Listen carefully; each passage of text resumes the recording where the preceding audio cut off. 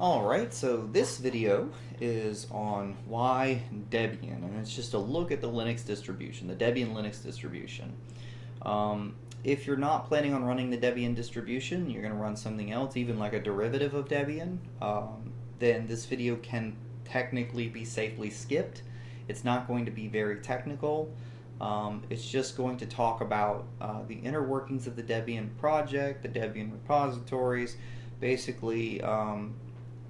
If you're planning on using Debian and you don't know how Debian works or some of the inner workings of Debian, I highly recommend watching the video.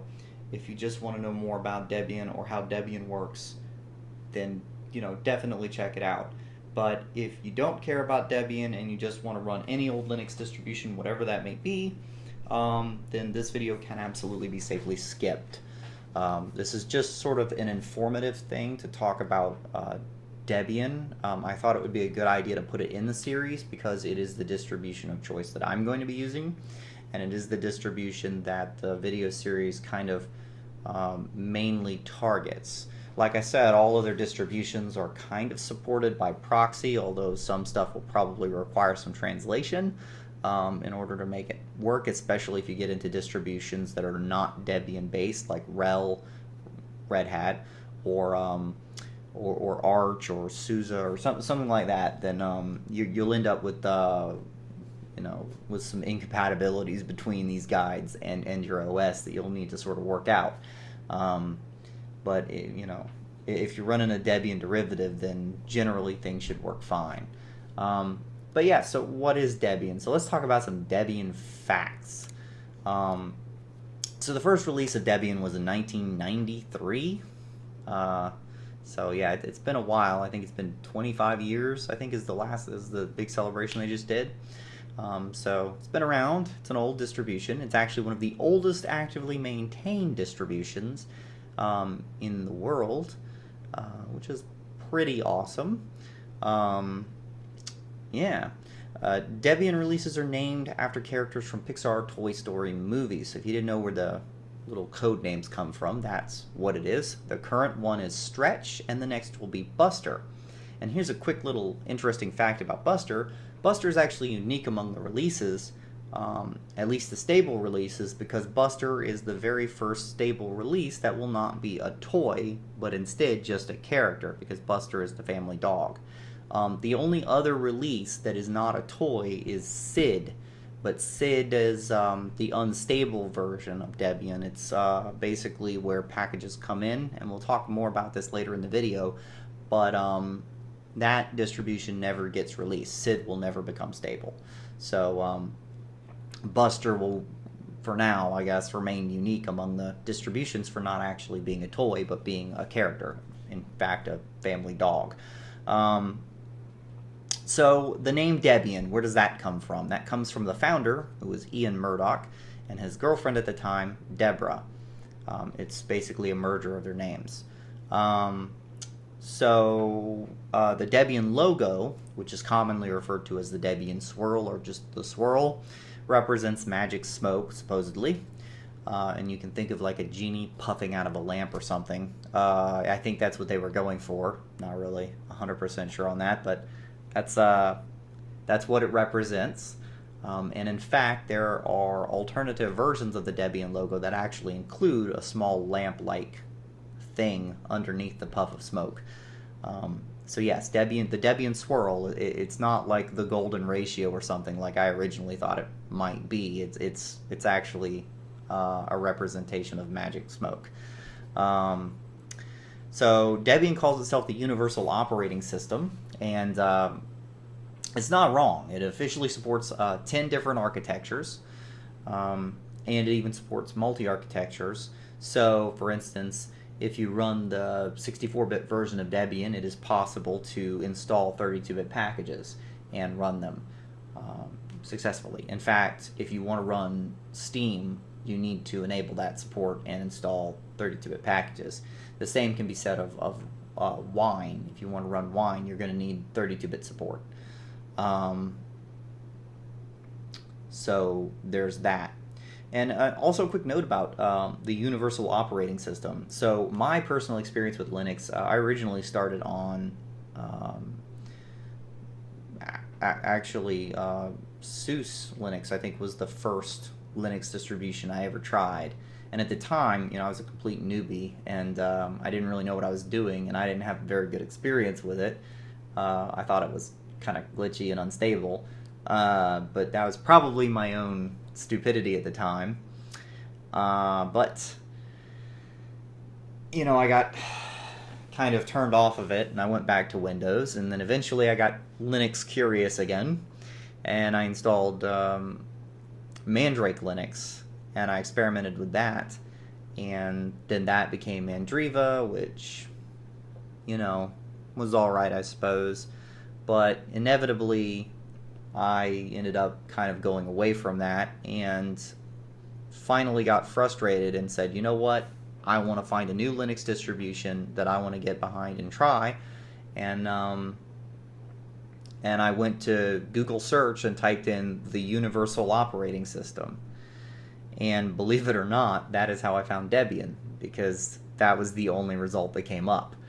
And I thought to myself, universal wow, that actually returned a result. That is incredible.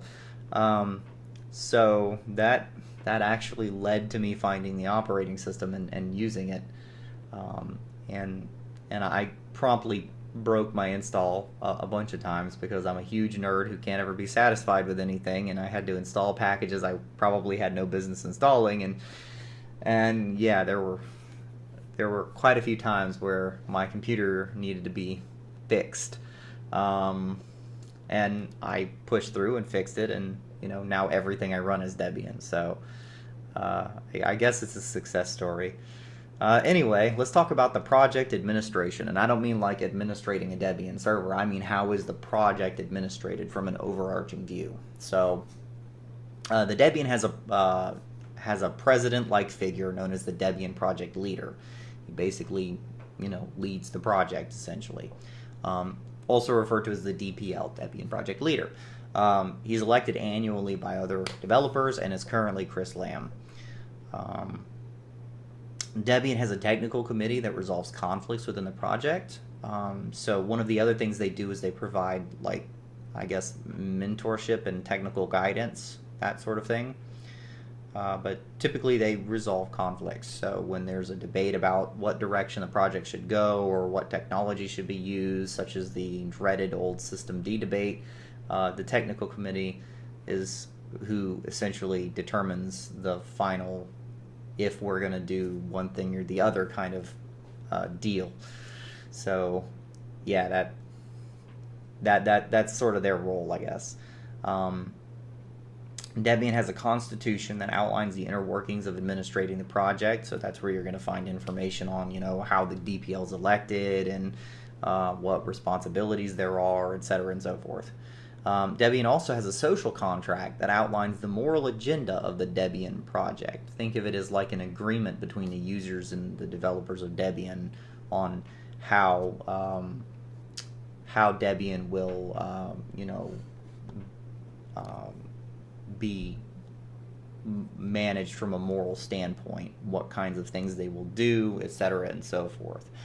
It also contains the Debian Free Software Guidelines, which define what constitutes free software. I'm going to put a link to that in the description for those of you who are interested.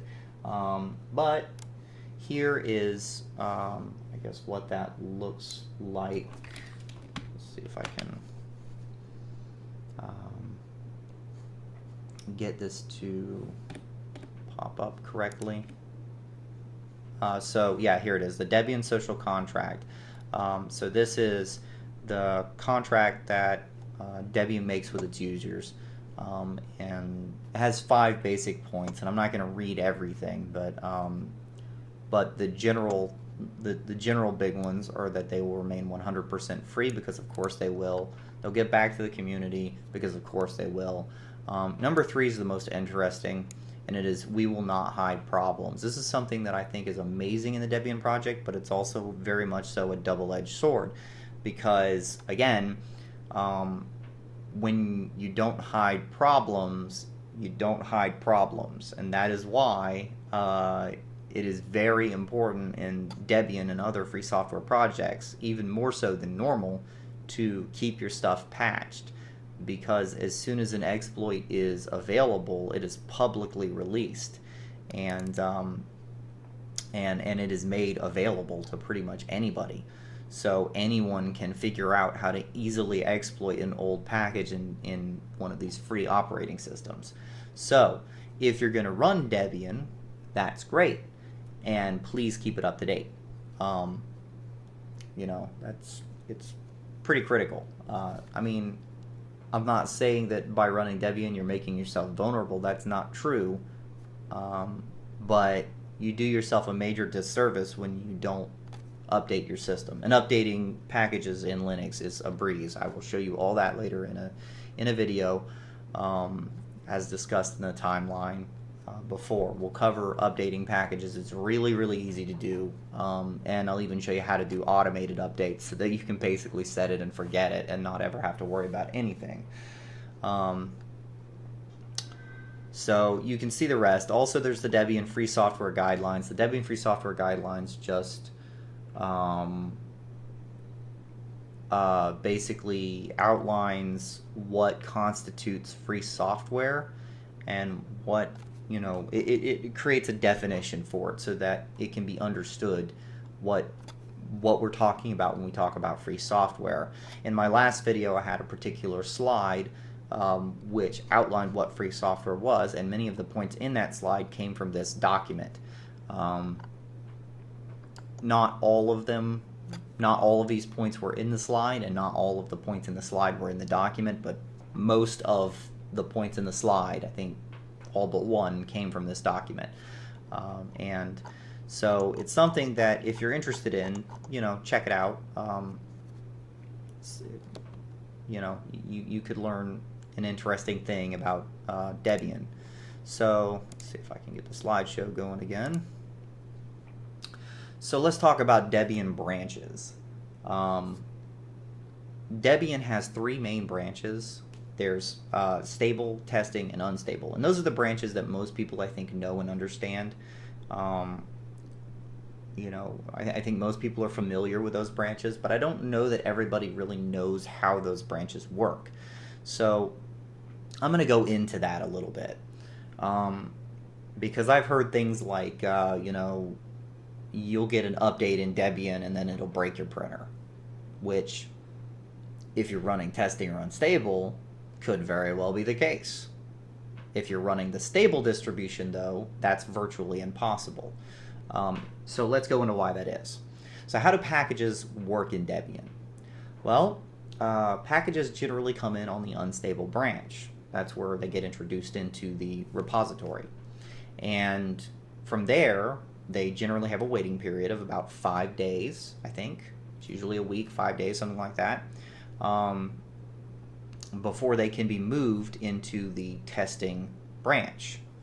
And they can only be moved if no critical bugs are filed against them, etc., and so forth. So that basically means that packages in unstable have to be sort of vetted before going to testing. But you can think of testing sort of like a floodgate, because packages from testing do not flow directly into stable at all. The stable packages do get updates, but generally they are bug fixes, and even then only minor bugs. They don't really, you're not really going to get new features, right? Generally speaking, the bugs are like security bugs, flaws like that, because there is a security team and they do security patching, but they are not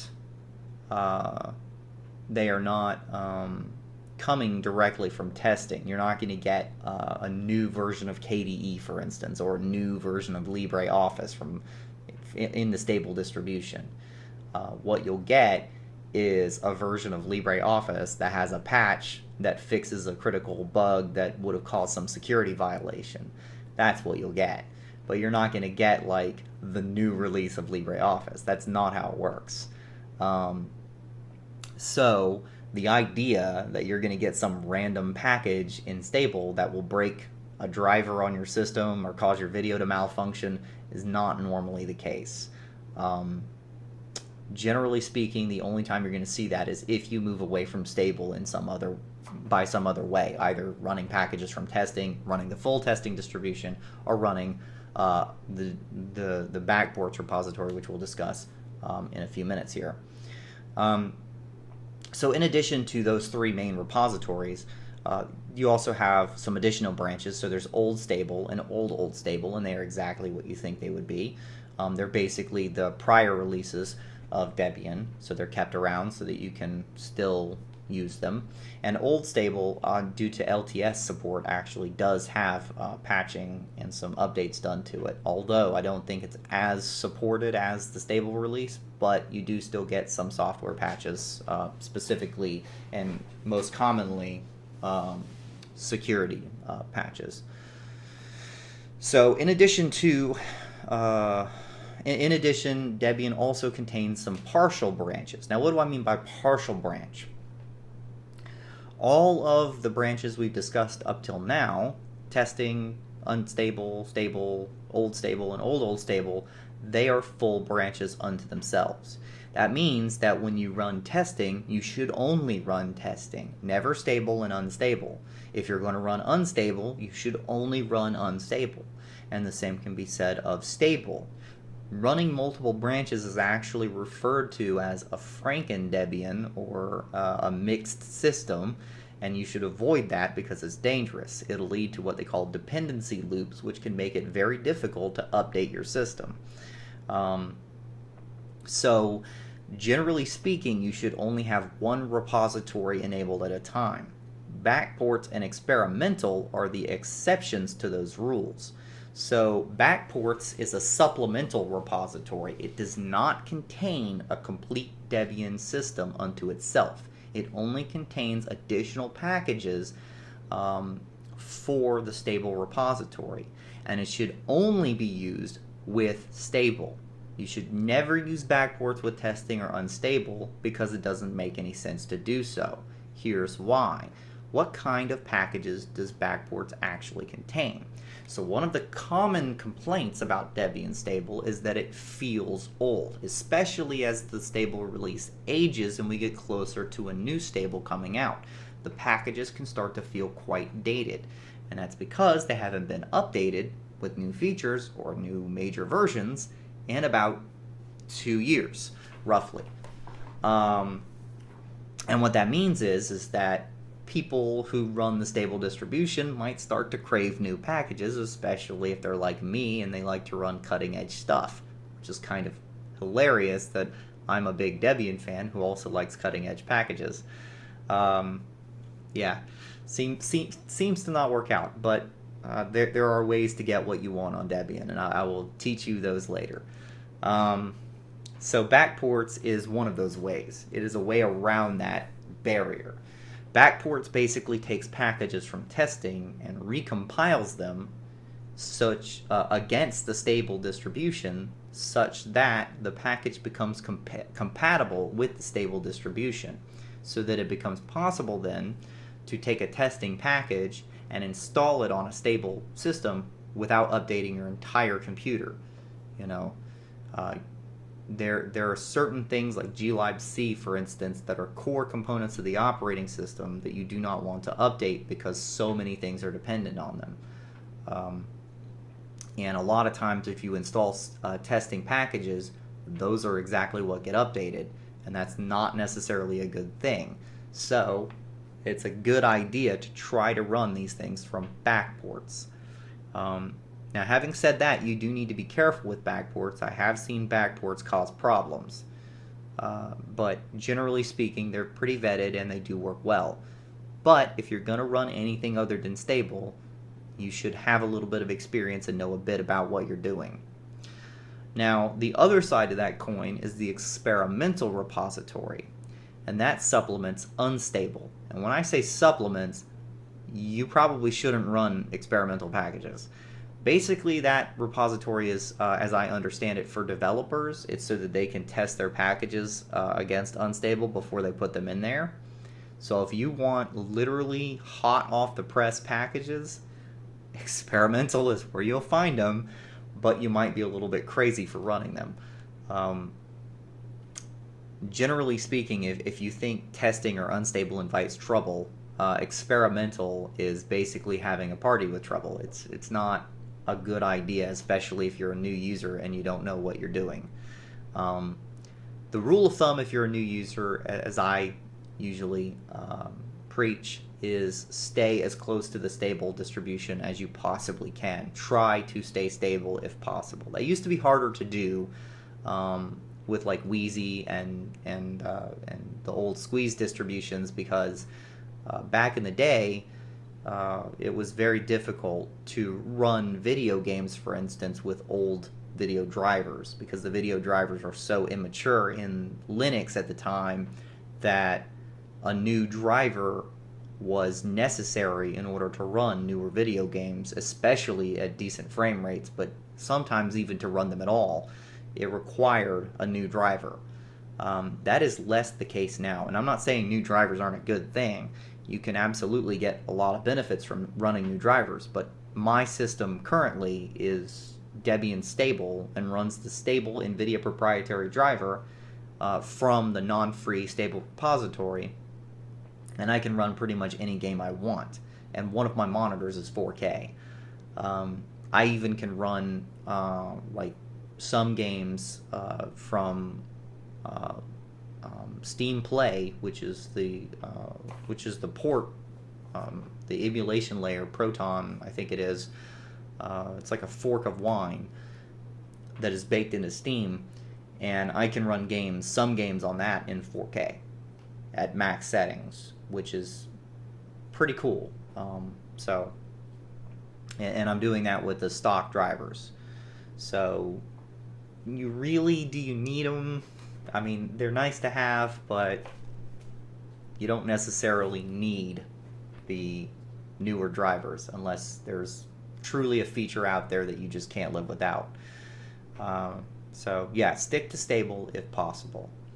All right, so let's talk about the Debian repositories themselves, because each repository has a different section in it, and it's important to kind of understand what these sections represent. So there's three main sections. There's free, which is enabled by default and is the majority of your Debian system. It contains all packages that are compliant with the Debian Free Software Guidelines, and that is what Debian considers their official distribution. The contrib packages are packages that are technically free software, but they have some dependency that does not meet the free software guidelines. Typically, those dependencies are found in the non-free section. So if you use contrib, you generally should enable non-free as well. Generally, contrib and non-free should be enabled together. The non-free packages, despite the name, the software here is free, as in gratis. No software that is distributed with the official Debian repository or is on the official Debian infrastructure is anything you'd have to pay for. All of that software is gratis, and you can use it freely. However, non-free software does not have free software guidelines compliant licenses, and they are not necessarily distributed with source code. In fact, they are usually not distributed with source code and cannot be freely recompiled the way the free software and the contrib packages can be. So that's an important thing to understand. It's proprietary firmware and graphics drivers. That's what you're going to find there generally. Also, if you want the Steam client, that's packaged in the non-free section, because the source code for the Steam client is not freely available, and therefore you cannot recompile the Steam client. But you can install it from the non-free section. So Debian repositories also have counterparts. They're commonly referred as Deb SRC, and they contain source code for the various packages. So if you want to recompile a package, you need to enable the Deb SRC repositories. Now, the interesting news here is that by default they're enabled. So Deb SRC is enabled for the free repository, and you can download all the source code you want.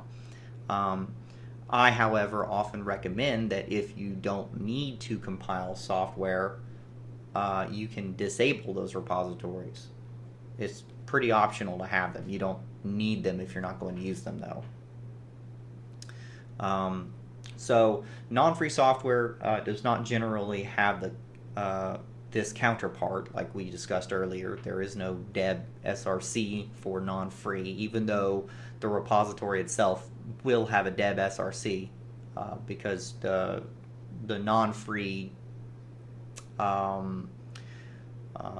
the way you enable the contribute non-free repository sections, they're technically part of the whole repository, so there will be a deb src for it, but it will be mostly non-functional for the non-free stuff. There aren't packages in there for the non-free software in most cases.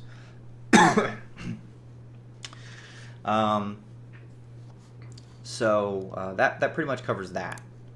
So let's talk about the ports. Debian is officially supported on 10 different architectures, or Debian officially supports 10 different architectures, should I say, as of Debian 9, and unofficially supports many more. There are unofficial ports of Debian to different platforms. Debian can also be used with FreeBSD Unix, with the FreeBSD Unix kernel, although official support for that was dropped after Debian 8, and that's mostly due to systemd, because systemd requires that you use a Linux kernel. However, the port for the FreeBSD Unix kernel is still alive, as far as I know, and it can still be used. So it is possible to run Debian as a Unix distribution. It is also possible to run Unix with the GNU herd kernel if you so choose, although both of these options are less popular. I don't know of anybody who actually does it that way, but they're out there and they can be used. So it's interesting that Debian can also technically be a Unix distribution as well as a GNU operating system, and in fact it is mostly the very first GNU operating system that is out there. There really aren't any others that I'm aware of that do that. So that's pretty cool that you can do that with Debian, which also goes to further illustrate the point that Linux is not Debian and Debian is not Linux. Debian uses Linux. It can use other things. Other things can be used in place of the Linux kernel. It's just use the Linux kernel. You should. You're not going to have a good experience with the others, in my opinion, if you try to do some of the more common things. Like, I don't think Steam will work as well that way. I'm not sure. I haven't tested it. I would be surprised if it did, though. So there's that. So that concludes the slides. There is one more thing I want to show you, and it's kind of cool. It's something I discovered about Debian that I found interesting, and I thought I'd share it with you guys. So let me just bring up this, which is this is a website called DistroWatch. If you're not familiar with it, it basically just shows off some Linux distributions. Basically, you know, it's like a news source for new distributions that come out. And Debian is rarely in this list. Some distributions like to show off every minor update that they push. Debian generally only shows off its major releases, so only when when stable becomes the next release. So basically, there will be an announcement when Buster becomes the stable. But generally speaking, Debian's not in this main list, so it doesn't get the attention that it deserves, and yet it's still 6th place, although it used to be in 2nd, so I'm a little sad to see that drop, but it's fine. So there is some interesting things here that I want to show you guys, though. So this is a kind of a cool thing you can do. So if you click on the number 1 distribution here, one of the cool things you can look up on DistroWatch is the origin of a Linux. It tells you what country makes the Linux, or what list of countries are involved in the development of that Linux distribution, where it's headquartered, etc. So Manjaro, for instance, is in Austria, Germany, and France, which is pretty cool. If we go back, we can look at some others. So let's take a look at Mint. That's Irish. I happen to know that. It's from Ireland. I'm not sure where Elementary's from. It'd be kind of cool to know. Oh, look, that's the USA. So that's a homebrew one there for me. That's cool. I did not know that. Ubuntu, I think, is Isle of Man. Yep, Isle of Man. Let's see. MX Linux. I'm not sure where that is. That is Greece and the USA. Collaboration. That's pretty cool. I like that. So let's look at some others. So Fedora, I think, is American. OpenSUSE, I'm not sure where that's from. Let's see. That's Germany. German. That's cool. Germany does some good software. They're also responsible for the Nextcloud project, which is pretty awesome.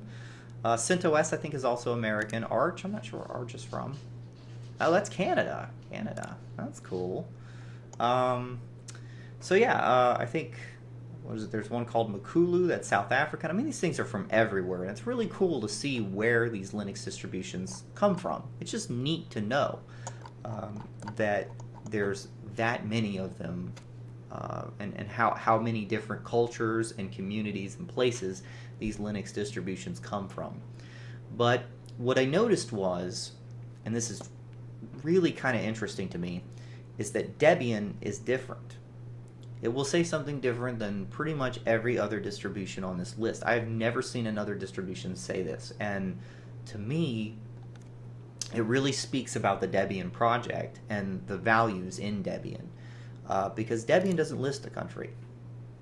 Debian says global, and that sort of underscores the concept that Linux does not belong to one country. It does not belong to one group of people. It does not represent any one identity or culture. It is global. It is for all of us. And that, to me, I don't know why I like that so much. It sort of touches on a core value of mine, that we're all just people and that we are better when we work together. But as far as I know, Debian is probably, arguably, the largest collaborative project on the face of the planet, and that's awesome. And that's something that should be respected and encouraged, and I think more things should be like that. So that sort of has a lot to do with why I choose Debian as my operating system. It's because I trust Debian. I don't believe that Debian's going to do anything evil or nefarious, because fundamentally, Debian is not a company, it's an organization. It is for the users, by the users, etc. and so forth. It's everything American democracy claims to be, but is not. It's a fantastic product. It is an example of how we should behave as people and how we should treat each other. And so for me, it's not just an operating system. It's not just a community. It's actually a creed in a way. It is a moral path that I think is important, and it speaks to how great we are when we put aside differences and work together. So that's why I choose Debian, because it's more than an operating system, and to me that's important. So I hope you guys enjoyed the video. I hope you learned a lot, and the next video, I promise, we're going to be getting into some technical stuff. I'm going to show you how to install Debian Linux. I'm going to show you some really cool things about the installer that you might not have known. And then after that, we'll get into advanced installation. So those will be some interesting videos. I know that installer videos have been done before on YouTube and by other people, but I kind of wanted this series to be a one-stop shop where you can just watch it all the way through and get the whole picture. So unfortunately, that does mean I'm going to be redoing stuff that you can find elsewhere. but it also means that it gives me an opportunity to show you things that I don't think other people have touched on that might be interesting. So I look forward to doing those, and I thank you guys for watching. Please give me any feedback, comments, suggestions, whatever in the description, or I'm sorry, in the comment section, and I will also post links to the Debian Free Software Guidelines and the Debian Social Contract and such in the description of the video so that you guys can check it out for yourself if you are interested in doing such a thing. All right, thank you very much.